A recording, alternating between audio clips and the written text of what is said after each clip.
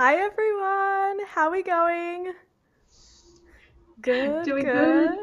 That's good.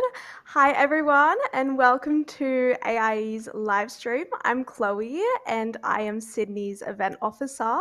Tonight, we are honoured to have two remarkable guests with us. We have Xanthe Sheppard and Samuel Elmohamed, professionals in the game development, animation, and VFX industry, and also proud alumni of AIE. Tonight, we're going to be talking about their incredible journey, which has led them towards their creative career goals. And at the end, we're going to be talking about some tips for aspiring artists. So, do you guys want to tell me a bit about yourselves? Sure, I'll go first. So my name's Samuel. I'm a technical artist at Zebrar, and I graduated AIE in 2018. Um, yeah, yeah, start there. Nice, thank you. And Xanth? I'm Xanthe. I'm a pipeline TD at Plastic Wax. I was also formerly an effects artist slash technical artist and a generalist at Plastic Wax. And I graduated from AIE in 2019. Oh, cool, awesome. So, how did you go studying at AA? Did you enjoy it? Did you have fun with that one? Yeah, so uh, I did the 2 year game art course at the time, a diploma, advanced diploma, and it was great. Yeah, I wouldn't have a job without it, obviously. Yeah, I loved it. That's awesome. Yeah. No, I love to hear great reviews. What about you, Xanth? Yeah, I also did the game art advanced diploma, despite sort of ending up in the film industry now, and absolutely loved it. It was, I think, a whirlwind of 2 years um, in just between learning and meeting people and all the new skills, but absolutely loved it. And again, really wouldn't be where I am without that. Yeah, no, that's great to hear. So, since everyone joining the live stream probably wants to hear about your amazing career as pipeline technical director and technical artist, so let's start off hearing a bit more about your careers. So, how would you describe your jobs as those in those job roles? How would you describe them? Sure. As a technical artist, I have a very varied. You have to have a varied skill set, especially in a company like mine. I think we're quite a small company, so about 10 employees under, and then scaling with contractors and whatnot. So a lot of my skills involve, like generalist stuff, but also when it comes to I need to make tools. I need to set up pipelines, which I think is kind of generally get a lot around the tech art field. Awesome. No, that sounds really diverse. Would you say it's a diverse position that you're in? Yeah, yeah, yeah. Yeah, I think yeah. definitely at that scale, of course, I think it kind of has to be. You kind of Yeah, fit into a yeah. bunch of roles. Yeah. Yeah, yeah. No, that's awesome. How would you describe your position, Xanth? Pipeline TD is one of those background unknown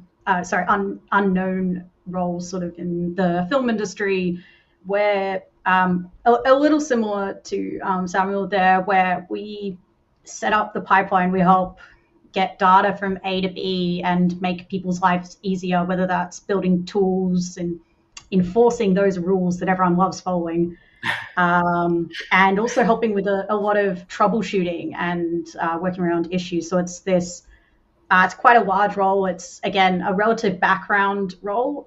It often does exist in games under different names as well, sometimes by technical artists, or sometimes they're called tools engineers. But it's sort of like a backbone role for the company. And yeah, such a diverse role, just across everything, basically. Is it something that you've always kind of wanted to do? Is it something you've always wanted to delve into? I'll be honest. I wanted to be a tech artist when I was studying at AIE, or a rigger, but I wanted to be a tech artist. I had no idea what a pipeline TD was, which, again, studying game wasn't really on my radar, and they are quite unknown. Within about a month though of starting working at Plastic Wax, finding out what this team sort of was and do, I was like, I think that's something I would like to do, and started working on getting there, basically. Yeah. Sometimes it's true though. Sometimes you don't realize what you like until you're around other people and you're like, hey, actually, like I'd like to give that a go. That's awesome. Were you the Yeah. same, Samuel? Yeah, I'd say fairly similar. First year, I was actually studying because you pick your like forks at the end of the year where you choose visual effects or games. I wanted to be in visual effects, and then I think it was an end of year project where you get to like switch, like you can do a game or do a visual effects project, and I just found that doing a game, um, I loved it, and I just loved the working together with programmers and designers, um, and I think out of that you kind of find these different roles, and I think just tech art has kind of suited me more. Um, I like it because it is kind of like grabbing from all different spots, and you really are an engine all the time, which I love that. Yeah. Yeah. Well, it's quite different to VFX, isn't it? Those two different streams. So it's good that you chose something that you're passionate about because, look where you are now. That's amazing. So I just Yeah. wanted to ask you, how did you guys land your first opportunity out of AIE? So I actually landed my first opportunity from a former teacher. He reached out to me one day and he was like, "Hey, I'm actually working at this place right now, and they need just like a junior or a 3D artist hand." And yeah, from there I just started working contract. And then the job I'm currently at was actually from the end of year, like where everyone shows their projects, and a bunch of industry leaders come in. Um, and I was seen there, and I got contacted, and that's where I came here as That's Zebrar. amazing. Yeah. Wait, so was that at the showcase? Yes. Yeah, Yeah. yeah, at our end of year showcase. Yeah, that's incredible. Yeah. I went to the obviously went to the one last year and we had some incredible artists and Yeah. animators and VFX and graphic artists and yeah, we had all the industry people coming around, so that's incredible that that worked for you. Yeah, and what Yeah. about you, Definitely. I went to Xanth? the one last year. Oh, Oh, sorry. sorry. I was You just gonna go, no, say, you go, Samuel. I, I was gonna say, I made an appearance at the one last year just to check out all the stuff, and it was great. I love the quality of stuff coming out. I probably bumped into you, Samuel, and I didn't even realize. Maybe. Oh, that's great. How did you land your first opportunities, Amp? Um, Almost quite similar. In our end of year showcase for second year, my team, despite being in the game art stream, we'd actually done a game trailer for like our own concept in Unreal Engine, and I met some people from Plastic Wax, and at the time they were developing, like they were working on a TV show that was actually being rendered in Unreal Engine. And so they sort of like on the spotted me with a few questions, and um, after finishing up, like less than a week after finishing with AIE, I was offered a junior Unreal Generalist job, and yeah, there I was, and then I've gone through many roles since then. That's great. So you've hopped around a little bit. So where were you first, Santh? So So you were first I've at. I'm Sorry, you always go. been at Plastic Wax since for I think 4 years now. I think I'm trying to remember 2019, so like 4 years. But I started as a generalist and then moved on, sort of worked my way in as an effects artist, which was something I never thought I would do, but I absolutely fell in love with effects. Still love it, miss it dearly. And while doing that, I was also starting to pick up a bit more of a technical artist role there, and I was trying to edge my way over to pipeline. I could see that goal, and then yeah, was in effects for just under 2 years, I think. I was also doing a little bit of tech art in conjunction with that, and then I transferred into the pipeline team. So I've been at the same company, but I've had like multiple roles since starting. Yeah. No, that's great. You've been able to discover your passion. Matt is also in the background. Hi, Matt. Matt, did you want to bring up Plastic Wax's website just to give some context? Yeah. So basically, amazing VFX work. Maybe if we look at the portfolio tab, we can see. Yeah. So jump in anytime you want, Xanthe. Yeah, I've worked on like a lot there. It's so cool to see. It's always very cool to me to see all the projects side by side. We're very well known for our game trailers. You can see there's one of the Hogwarts Legacies, and there's um, I believe it was called Multiversus. I always forget the name of the game. That's it, Multiversus. They were ones I've worked on. Shrapnel trailer there. It's we do a lot using actually Unreal Engine, which is one thing that we're quite known for. So that's one of those areas where like the We Will Be Monsters was a Fortnite miniseries. So despite having sort of done my time at AIE in game art, those skills ended up transferring into VFX. In the sort of the bridge was Unreal Engine. And now I'm in pipeline. And whilst I do work pipeline TDs, we do work across absolutely all areas. One of my sort of special areas is actually Unreal Engine and creating tooling and solutions for Unreal Engine. So that was incredible. Sort of my bridge into VFX was via Unreal. And then I've also gotten to work on all the very gory, maybe don't show that, good old MK, Mortal Kombat. But yeah, that was my bridge. And then I've also gotten to work on some like more traditionally rendered projects as well, which is really cool. That's incredible. No, I love watching these trailers and looking at the works. Yeah, so that's shrapnel. yeah, that's wow. Yeah. So how long would it take you to do a project for, say, for example, Hogwarts? How long did that take you to work on? It really varies. It heavily varies on what we need and where we start. A lot of these I worked as an effects artist, so we'd be in there. We, as the effects team, would be working for anywhere from a few weeks to a few months. Battle Kitty was the Netflix TV show we worked on, and that went for, I think, about a year and a half. I was on it, and it was going for longer than that.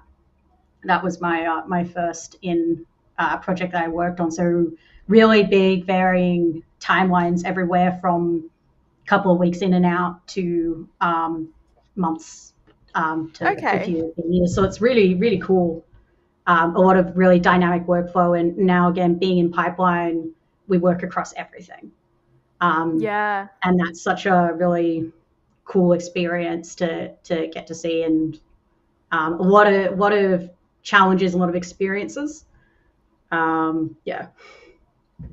That's really, that sounds so interesting. Can you relate to that, Samuel, at all? Yeah, definitely. Especially on just like the varying timelines, right? Like a job can be anywhere from 2 weeks to 3 months, I think, for us, just because of the type of jobs we take. A lot of augmented reality stuff has to line up with certain dates, you know. But yeah, incredibly rewarding stuff. Yeah. We've actually got a question which has come in, which is so exciting. It's saying, was there a niche skill set that unexpectedly helped you in your profession? A niche skill set. I think maybe not niche, but along the same lines, it's just like drawing and just general art stuff. It always comes back to like, because we're such a small company, sometimes we need to concept things and we just do it in-house. So just using like, you know, general drawing skills and stuff you've built up over years that's not directly related to technical art sometimes comes into play. Yeah, I think that. Oh, not so much niche. Yeah.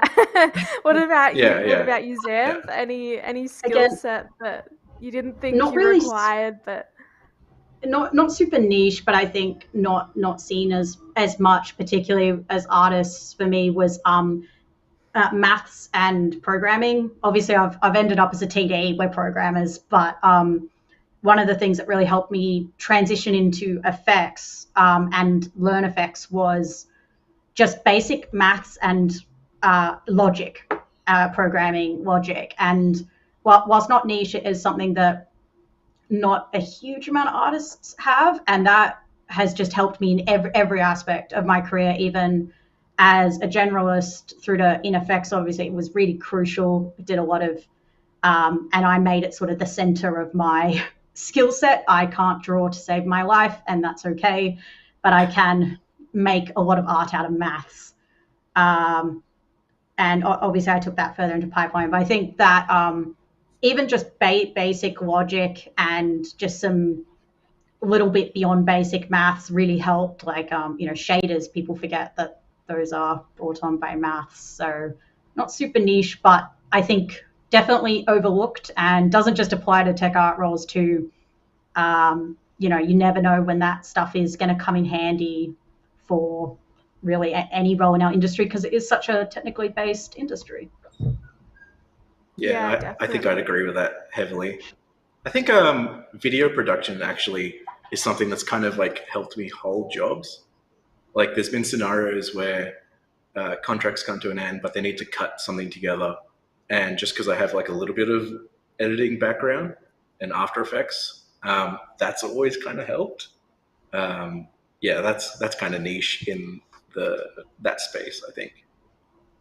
Yeah, no, that's really important too. So, two takeaways: programming or maths, and video editing. So get on to it, viewers. So, while we're looking at works, I was just wondering if Matt, can you please pop up Zebrar? There we go. So we have the website. So we have a few really awesome projects by Samuel. I think you spoke to me about Cadbury, right?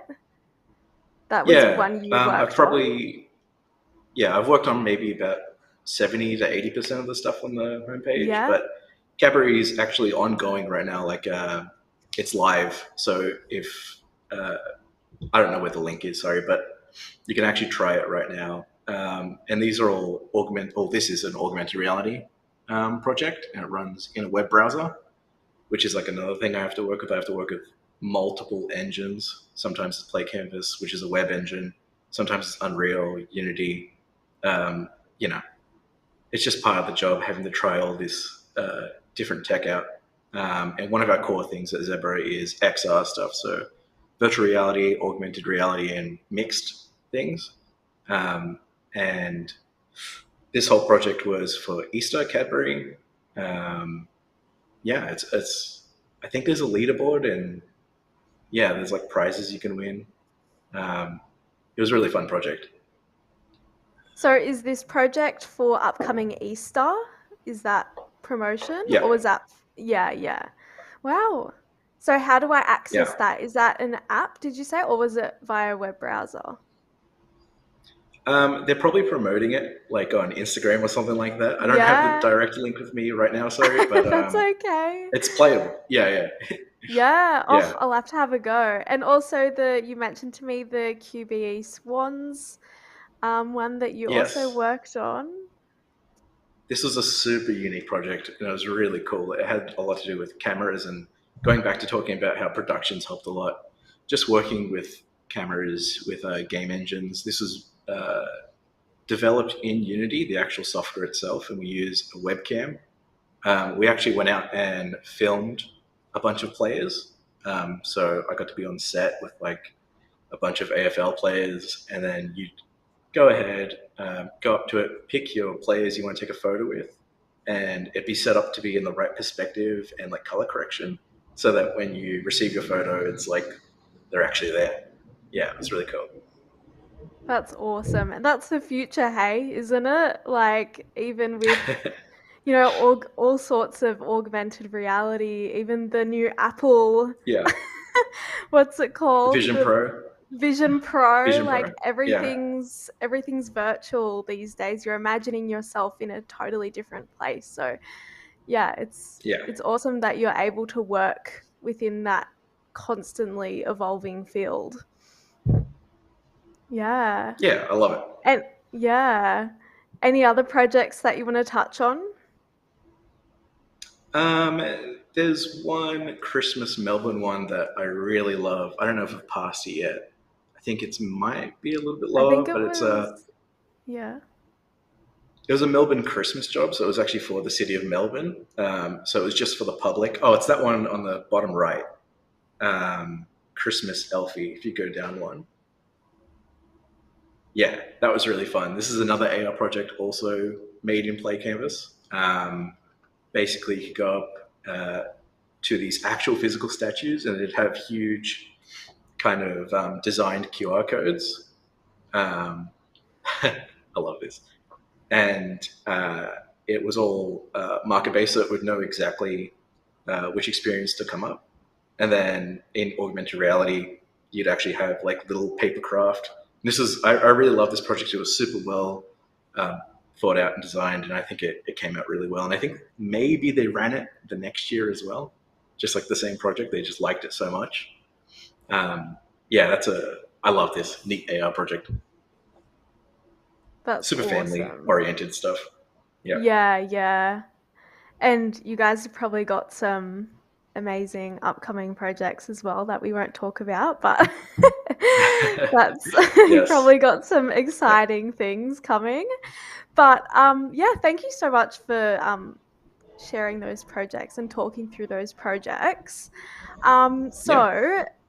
I thought I'd also ask you, are there any particular skills which you learnt from your time at AIE that you found particularly valuable or which stand out to you that, oh yeah, I'm using this like every day, something that you learned here? All of it. That's great to Yeah, hear. I would Um, say 90% of the stuff I do every day is just everything I learn at AIE, I guess. Yeah. Yeah, that's um, great. one that I think might be, this one's almost a little bit niche, or something that people may not directly think is a skill, but something I definitely um, was taught and was really encouraged for me was debugging.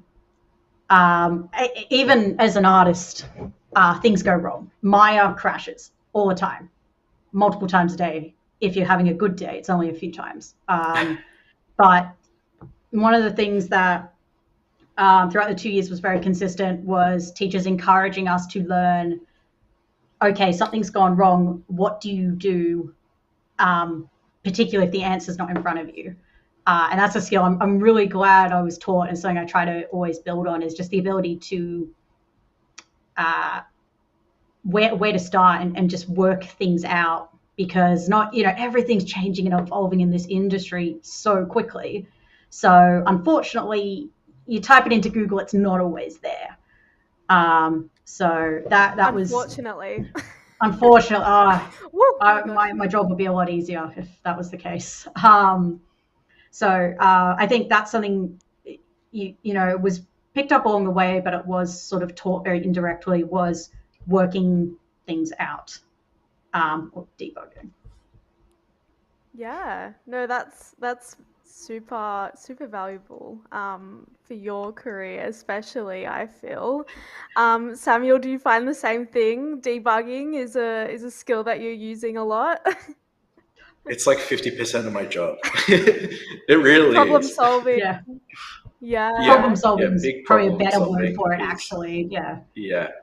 Yeah. When you say Yeah. debugging, I kept on thinking programming as well. Yeah, I was trying to think of the non-programming version, but problem solving is what I actually meant, because that was really what was taught, was problem solving, because all jobs, technical or non-technical based, going to be full of problems, and knowing how to break that down when you don't know what's going on, that was something that I found really valuable, that I learned, and then obviously for me turned into actual debugging. Yeah, yeah. No, that's great insight. Thank you for sharing. And probably one more question. So, how was the process of creating your professional portfolio? So, I know that you guys were scouted very early on, so you probably had those works from AIE going and everything like that. But how did you choose those works that you wanted in your portfolio, and how did you go making it? I think a lot of my works, I've definitely removed a lot over the past, things that just aren't relevant to my work role. So I think the most important part is that your portfolio represents who you want to be in the industry, and make sure that it's really obvious what role you're going for. So a lot of my stuff that is currently, I haven't updated in quite a bit, but I think it's still interesting to look at. If you want to bring up my portfolio, just like this thing is like 5 pieces. I did a talk last year at AIE at one of the art classes, just like a general overview on industry stuff, and I think portfolio was like a big thing I really wanted to focus on. Um, and even in my stuff, I have a lot of mistakes and things that I'd like to change down the line. I've just been so busy. Um, I think it's really important that you make sure that it's focused, and then just cut things that aren't relevant anymore. Because as a junior, you'll want to put everything in there, and that's fine. But as you progress, definitely structure it in a way that you want your job to be. Yeah. Yeah, no, those are some great tips. And may I just say, these works are incredible. So, were these obviously the Oh, works thank you. that you made at AIE? Yeah? Yeah, I would say most of them. Most of them are Yeah, still yeah, AE projects, and even some of the ones I've removed just because not relevant anymore. yeah, Yeah. yeah. This Wow. here So is was this our second your, year sorry, you project. go. Yep, I was going to say, was this I was your just going to say final this. project? Yeah, yeah, and this is going back to the video editing stuff. I love editing, and this is a really fun project. And we are just like talking about how to cut this into a trailer, and it's really fun setting up Cinecam and actually going ahead and making a trailer to this and like doing smart cuts and stuff. I think it was really fun. Um, yeah, I love this project. I'd love to go back to it someday. And I had a great team. It was a really good time. This was like a kind of like a little puzzle game that was like more focused on just like light puzzles, and it was more about the ambiance and whatnot. Sweet Panda games. I haven't seen that in so long. Are you having Chloe, yeah, nostalgia? I am. I am honestly. I could actually remember that being shown to my year before we started our second year major. I love So that. I was like, this is so familiar because it was shown to us as an example. Oh, that's great. I love that. You've made Shout a out to mark, AIE. Samuel. Good to hear. This was part of the environment project, I believe. I think this was the first time in UE4 for me, because I focused so much on visual effects in the first year. That when we started getting into games, a lot of devs were using Unity at the time. So when second year came about, it was just learning a new engine. Um, this was a lot of fun as well. I think it was like a 10-week project. I don't know if it's still compulsory, the environment stuff. I'm pretty sure it is. Um, Yeah, yeah, yeah, this is a lot of fun. I had a lot of No Man's Sky inspiration at the time. Huge fan. love it. Yeah. Do we want to have a look at Xanthe's um, portfolio as well? Um, Yes. yeah, I'll be right up that this my art station hasn't really been updated since I left. I had another website at one point, which was much more curated, and it's not active anymore. But you get to have a little blast in the past with my project. The one there, the contingency, that was our major work, which is really really cool to like actually see it all back. You've got some of the other projects in there. But exactly what Samuel said, curating your portfolio and also your show reel for what jobs you're looking and applying for. I can't tell you how many different versions of a show reel I had when I was applying for jobs, because depending on what I was going for, depends on what you show. You don't have a long time to sort of impress people who are looking at you. So if you're applying for a environment job, showing your animation reel is not going to help you a huge amount, sort of thing. Oh wow, so so insane to see this all again. This was also in Flashbacks. UE4. This was in UE4. I did a lot of the technical art on this, as well as so much. It's bringing it all back. Your portfolio though. Samuel, I think, summed it up really well. The only thing to add is your portfolio is everything. You know, you've got to be able to show what you can do. And that's what it does. So taking the time to craft that and putting the time into displaying that effectively as well. It's really cool if you can make something that's pretty, but if you can't display that effectively, it's going to be a little bit of a problem. So just taking that little bit of extra time, those breakdowns that Sam had, I've got some in some of my ones as well. And those are really, really important to showing the how. Lots of people can make things that are pretty, but you've got to also be effective. So demonstrating your skills, I think, is what I was trying to say. Yeah. No, I love like the, you know, the part of, your educational journey where you've just tried so many different aspects, VFX, using all different kind of softwares. That's incredible. I can actually see another question here.